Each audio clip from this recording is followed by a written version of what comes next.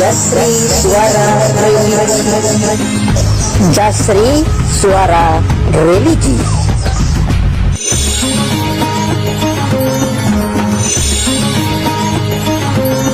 Saksikan hanya di Jasri Suara Religi. Jasri Suara Religi. Sebelum saya kisahkan tentang kisah Adam, tentu sebelumnya Allah Subhanahu wa taala telah menciptakan makhluk pertama namanya Arsy. Karena sebelum Arsy diciptakan tidak ada zat kecuali Allah Subhanahu wa taala saja. Baru kemudian Allah Subhanahu wa taala ciptakan makhluk pertama, dan itulah makhluk yang paling besar yang disebut dengan Arsy. Tapi para ulama akidah mengatakan bahwa makhluk yang pertama kali diciptakan adalah Arsy, kemudian qalam. Baru setelah Allah Subhanahu wa taala menciptakan Arsy-nya, kemudian setelah itu menciptakan qalam, dan Allah berfirman kepada qalam, catatlah segala sesuatu yang akan terjadi sampai kiamat dibangkitkan. Maka qalam pun kemudian mencatat seluruh takdir. Tidak ada satupun kecuali berdasarkan takdir Allah Subhanahu wa taala. Kemudian setelah qalam tidak lagi mencatat karena kehabisan tinta dan telah kering, maka catatan itu diletakkan di Lauhil Mahfuz, yang kemudian Allah Subhanahu wa taala memerintahkan para malaikat untuk menjaganya. Dari sinilah kemudian Allah Subhanahu wa taala menciptakan langit dan bumi, dimulai dari hari Ahad dan diakhiri pada hari Jumat. Hanya 6 hari: Ahad, Senin, Selasa, Rabu, Kamis, Jumat. Maka Allah Subhanahu wa taala menyelesaikan penciptaan langit dan bumi dalam tempo yang 6 hari ini, dan selesai penciptaan keduanya di hari Jumat, sebagaimana Allah juga akan menghancurkan di hari Jumat, karena kiamat itu tegak di hari Jumat. Barulah kemudian Allah Subhanahu wa taala menciptakan makhluk-makhluk yang lainnya, gunung, sungai, pohon, dan begitu seterusnya. Maka ketika itulah Allah Subhanahu wa taala menciptakan makhluk pertama namanya malaikat, dan malaikat adalah tentara-tentara Allah. Kemudian setelah Allah menciptakan malaikat, maka Allah ciptakan jin. Jin inilah yang pertama kali menghuni bumi. Akan tetapi karena jin ini memang disifatkan Allah Subhanahu wa taala lebih banyak yang rusak dibandingkan yang baik, maka terjadilah kerusakan di permukaan bumi. Sesama jin ini saling bunuh-membunuh, menumpahkan darah, merusak bumi. Akhirnya kemudian Allah Subhanahu wa taala pilih dari mereka yang paling saleh. Jin yang paling saleh itu namanya Azazil. Maka kemudian Azazil inilah yang kemudian diutus oleh Allah Subhanahu wa taala, kemudian dibekali dengan tentara malaikat untuk memperbaharui jin-jin yang ada di permukaan bumi, sehingga jin-jin yang jahat itu ditangkap, kemudian dilemparkan ke beberapa tempat di permukaan bumi. Sampailah kemudian bumi pun tenang karena dia berhasil menenangkan kaum jin. Dari situlah kemudian Azazil diangkat ke langit dan menjadi raja bagi seluruh kalangan jin, dan dia tinggal bersama para malaikat yang kemudian oleh Allah Subhanahu wa taala diberikan amanah untuk menjadi khazanatul jannah, penjaganya surga. Dari sinilah Allah Subhanahu wa taala memulakan penciptaan yang pertama, kisah Adam alaihi salatu wassalam setelah malaikat dan jin. Dan ingatlah ketika Tuhanmu berfirman kepada para malaikat, aku hendak menjadikan khalifah. Dan Adam bergenerasi sampai generasi kita ini. Maka di bumi mereka berkata, apakah engkau hendak menjadikan orang-orang merusak? Qalu ataj'alu fiha man yufsidu fiha wa yasfikud dima. Ya Rabb, apakah engkau hendak menjadikan ciptaanmu itu orang yang merusak dan menumpahkan darah di sana, maksudnya di bumi? Wa nahnu nusabbihu bihamdika wa nuqaddisu lak. Sementara kami, kata malaikat, makhluk yang senantiasa bertasbih, memujimu, membersihkan namamu. Maka Allah mengatakan, qala inni a'lamu ma la ta'lamun. Maka Allah berfirman, saya lebih tahu apa yang kalian tidak tahu. Sesungguhnya Allah subhanahu wa ta'ala ketika menciptakan Adam min qabdatin, dari cidukan tanah, di mana Allah subhanahu wa ta'ala ketika menciptakan Adam ini dari beragam macam warna tanah. Ada tanah yang berwarna putih, ada tanah yang berwarna merah, ada tanah yang berwarna hitam, dalam riwayat ada tanah yang berwarna kuning, dan ada yang bercampur di antara warna-warna ini. Dari sinilah kata para ulama, maka perbedaan warna-warna dari keturunan Adam alaihi salatu wassalam karena memang bahan baku Nabi Adam sendiri dari berbagai macam warna. Jadi kalau yang kulit hitam, ya dari tanah hitam. Kalau kulit putih, tanahnya putih. Kalau kulitnya kuning, tanahnya kuning. Artinya bahwa Allah subhanahu wa ta'ala menciptakan dari berbagai macam warna tanah, dan itulah menjadi keturunan Banu Adam. Kemudian di antara tanah yang diambil untuk menciptakan Adam itu ada yang al-khabith, ada jelek tanahnya. Wa tayyib, ada tanah yang baik. Was-sahlu, ada yang mudah diambil. Wal haznu, ada yang susah. Dan ada yang bercampur semuanya. Dari sini pula kemudian di antara turunan Adam ada yang jahat, ada yang baik, ada yang keras kepala, ada yang muda, ada yang lembut, begitu kan? Jadi semua ini prosesnya kembali kepada proses ketika Allah menciptakan Adam alaihi salatu wassalam. Di antara kisah pengambilan tanah itu, Allah subhanahu wa ta'ala pertama kali mengutus malaikat Jibril. Jadi Allah itu utus malaikat Jibril untuk mengambil tanah yang ada di bumi. Tapi bumi menolaknya dan berlindung kepada Allah subhanahu wa ta'ala dari Jibril agar dia jangan sampai mengambil tanahnya.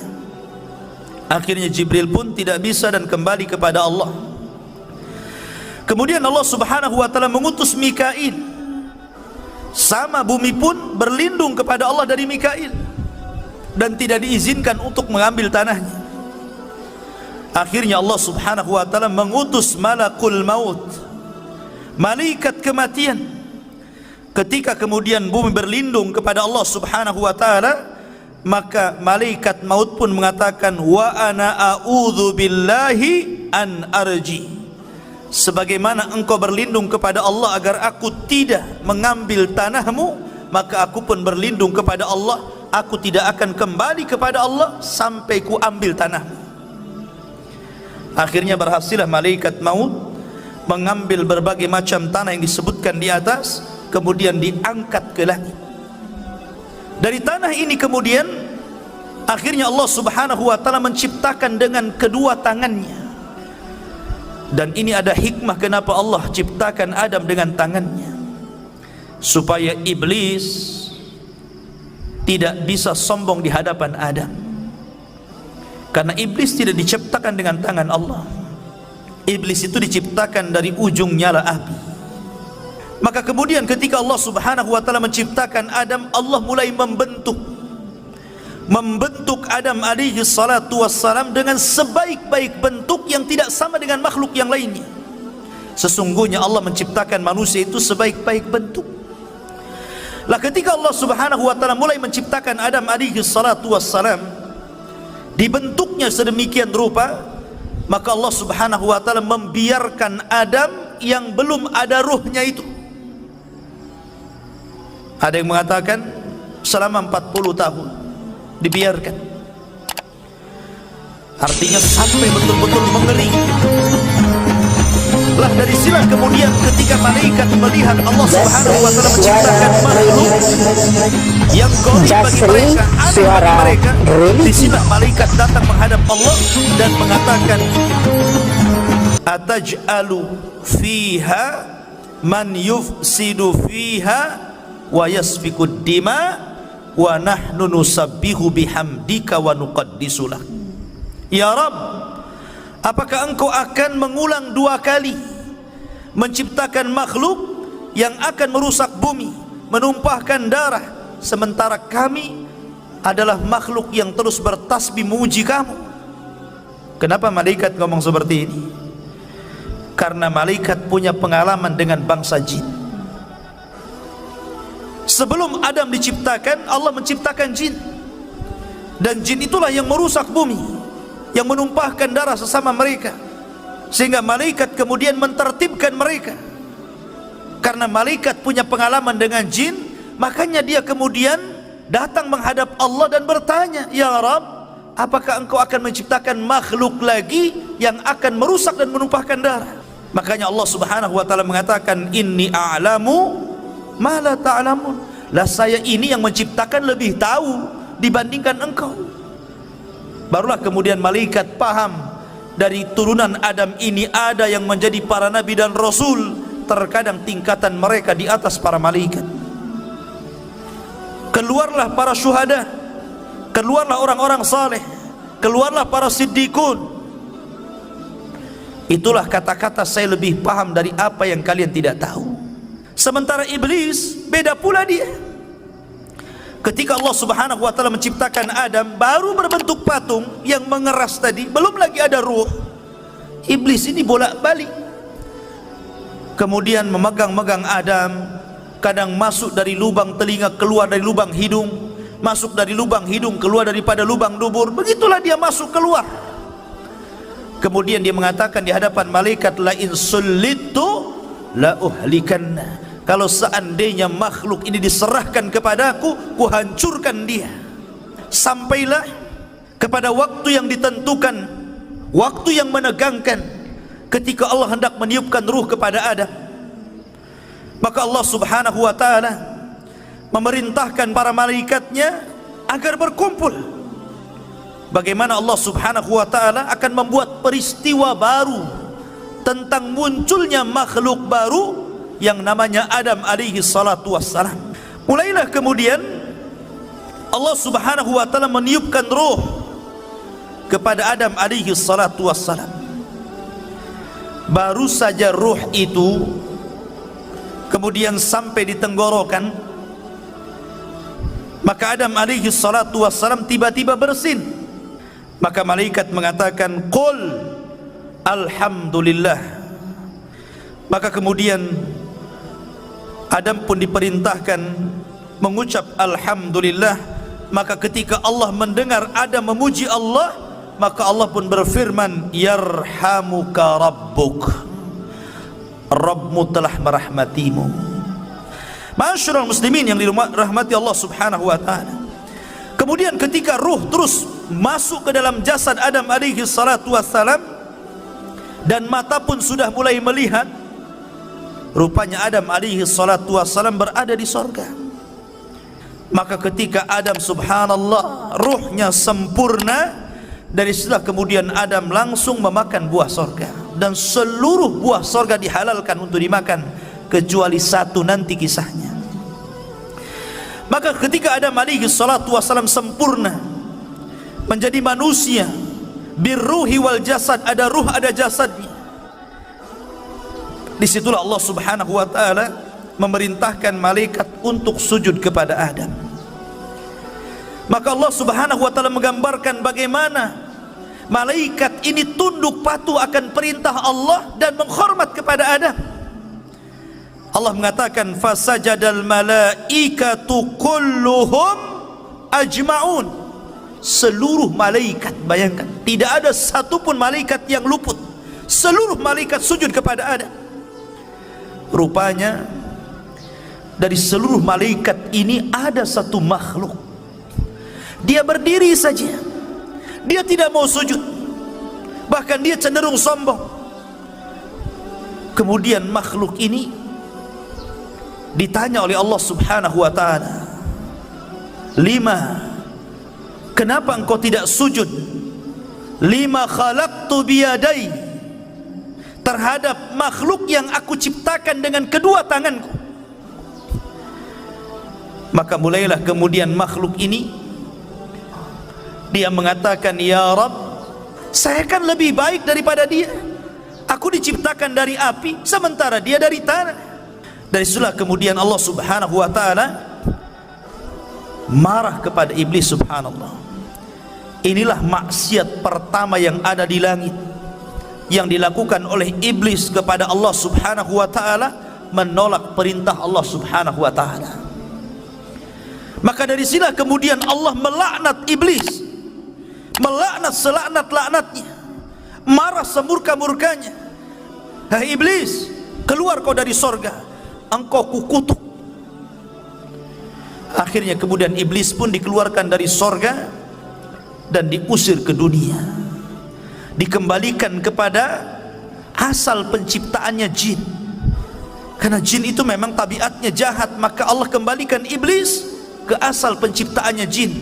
Iblis itu bagian daripada jin yang melakukan kefasikan kepada perintah Rabbnya. Kemudian setelah kemudian iblis diusir, maka Adam pun berjalan di sorga sendirian. Dan itulah kemudian ketika Adam alaihi salatu wassalam tidak nyaman hidup sendirian, kemudian dia pun tertidur. Tiba-tiba selepas bangun, di sampingnya ada perempuan. Dialah Hawa, diciptakan dari tulang rusuk yang paling bengkok dari tulang rusuk Adam alaihi salatu wassalam. Maka Allah Subhanahu wa ta'ala ketika telah menciptakan Hawa, maka Allah pasangkan Hawa dengan Adam. Ketika itu Allah berfirman, "Uskun anta wa zaujukal jannah." Masuklah wahai Adam, ajak istrimu ke dalam sorga, hiduplah di situ, makanlah sesukamu, tetapi wala taqraba hadhihi syajara. Yang penting kau jangan dekat-dekat pohon ini saja. Tapi Adam lupa. Adam lupa dengan perintah Allah agar jangan makan pohon itu. Akhirnya kemudian Adam pun memakan pohon itu. Salah satu sebabnya Allah lupakan Adam akan perintah jangan mendekati pohon. Akhirnya dia pun mendekati pohon karena ada sebab lain, di mana iblis berhasil masuk ke dalam sorga. Dalam riwayat Israiliyat, iblis ini dia menunggang masuk ke dalam jalan darah ular. Iblis kan sudah diusir dari sorga, dia tidak bisa mungkin masuk ke dalam sorga. Tetapi iblis ini berhasil masuk sorga lewat masuk ke dalam tubuh ular itu. Apakah Allah tidak tahu? Allah tahu, nggak mungkin Allah nggak tahu. Tapi kenapa Allah biarkan iblis masuk ke dalam sorga? Sekali lagi karena ada hikmah di sini. Ada hikmah yang Allah Subhanahu wa ta'ala kehendaki. Maka iblis pun berhasil masuk ke dalam sorga. Maka kemudian dia pun menjelma sebagai manusia, karena memang iblis itu bisa tasyakul, jin itu bisa berbentuk siapapun sesuai kehendaknya. Dia bisa berbentuk manusia, sama dengan malaikat bisa tasyakul. Maka kemudian dia datang kepada Adam seolah-olah penasehat, seolah-olah orang baik, dan mengatakan, "Wahai Adam, kenapa Allah Subhanahu wa ta'ala melarang tidak boleh mendekati pohon ini kecuali karena ada dua perkara. Antakuna malakaini au takuna minal khalidin." Boleh jadi kalau engkau memakan buah larangan ini, kalian berdua akan Allah jadikan malaikat, atau Allah akan kekalkan di sorga. Allah tidak mau engkau kekal di sini. Akhirnya mulai goyang Adam. Ketika iblis tidak sanggup mempengaruhi Adam alaihi salatu wassalam, akhirnya dia pengaruhi lewat istrinya. Kemudian juga Al-Imam Ibnu Katsir rahimahullahu taala dalam kitab Bidayah wa Nihayah menjelaskan bahwa Adam ini memiliki perawakan yang tinggi, sittuna dzira'an, memiliki 60 hasta. Satu hasta itu setengah meter, berarti 60 hasta berarti 30 meter. Itu tingginya Nabi Adam. Kemudian lebarnya 7 hasta, berarti lebarnya itu 3,5 meter, tingginya 30 meter, dan memiliki usia yang panjang. Ketika Allah Subhanahu wa taala kemudian takdirkan bahwa Adam alaihi salatu wassalam memakan buah larangan, akhirnya kemudian Adam pun diusir oleh Allah dari surga. Qulna bitu minha jami'an, kami katakan keluar kalian semua, Adam, Hawa, keluar kalian dari surga. Maka di sini 3 makhluk diusir, iblis, Adam, dan juga Hawa. Mereka berjumpa di bumi. Ada yang mengatakan Adam diturunkan di India, sementara Hawa itu diturunkan di Mekah. Kemudian berjumpa di bukit Jabal Rahmah. Ada yang mengatakan Adam juga meninggal di India, ada yang mengatakan di Mekah, ada yang mengatakan di Syam. Allahu a'lam. Ya. Yang jelas kita tidak menetapkan yang tidak ditetapkan, hanya menukil beberapa kisah Israiliyat. Artinya bahwa Adam alaihi salatu wassalam kemudian diturunkan ke bumi. Maka akhirnya kemudian Adam alaihi salatu wassalam ketika sampai di bumi, Adam menangis sejadi-jadinya. Ketika itu Jibril datang dan berusaha menghibur Adam, tapi Adam tetap menangis karena bukan karena sedih dia diturunkan dari bumi, tidak, tapi karena menyesal karena maksiat yang dilakukan kepada Allah Subhanahu wa taala. Sehingga dia berdoa kepada Allah, Rabbana zalamna anfusana wa illam taghfir lana wa tarhamna lanakunanna minal khasirin. Ini doanya Nabi Adam. Tapi lihat iblis, ketika diusir dari sorga, bukannya minta maaf, bukannya minta ampun kepada Allah, malah minta yang lain pula. Dia mengatakan, fa'angdirni ila yaumi yub'atsun, ya Rabb, tangguhkan aku sampai hari kau bangkitkan, maka tangguhkan usiaku sampai kiamat dibangkitkan. Akhirnya Allah tangguhkan iblis. Makanya iblis itu satu-satunya jin yang tidak akan pernah mati. Ketika Adam sudah di bumi, Hawa sudah di bumi, dan Allah pertemukan keduanya, akhirnya kemudian diilhamkan untuk menutup aurat keduanya. Maka disinilah permulaan permusuhan antara iblis dan Adam serta anak keturunannya.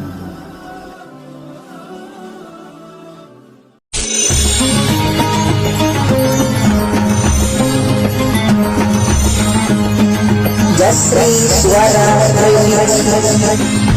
Jasri Suara Religi.